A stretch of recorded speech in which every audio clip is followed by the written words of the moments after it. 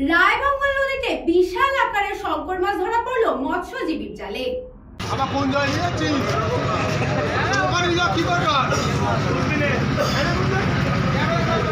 উত্তর চব্বিশ পরগনার বসিরহাট মহকুমার হিঙ্গলগঞ্জ সুন্দরবনের রায়মঙ্গল নদীতে মৎস্যজীবীর জালে ধরা পড়ল ৭৫ কিলো ওজনের শঙ্কর মাছ। সুন্দরবনের সরবকাঠি রায়মঙ্গল নদীতে মৎস্যজীবী প্রদীপ হালদারের জালে ধরা পড়ল বিশাল আকারের এই শঙ্কর মাছ।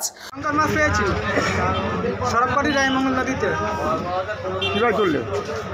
ও একা খুব কষ্ট করে তুলেছি। ভয় লেগেছিল?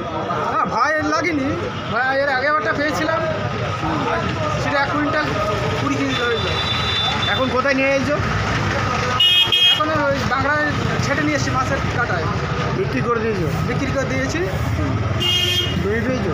হ্যাঁ, আমি পেয়েছি। গত 3 দিন আগে প্রায় 1.5 কুইন্টাল শঙ্কর মাছ পড়ছিল। এরকমই বিশাল আকার মাছ কোনোদিন কেউ দেখতে পায়নি বলেই জানাচ্ছেন এলাকার মানুষ। এই ধরনের মাছ দেখে সকলেই হতবাক, যার ওজন প্রায় ৭৫ কিলো।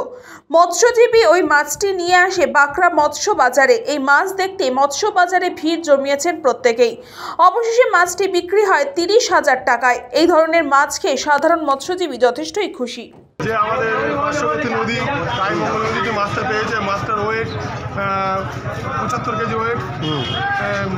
দীর্ঘদিন ধরে এই মাছ দেখা যায় না, অনেকদিন পরে পেলাম, আমরাও নিজেরা আনন্দ হয়েছে। আমরা নিজেই। ব্যুরো রিপোর্ট, নিউজ পঙ্গ টাইম।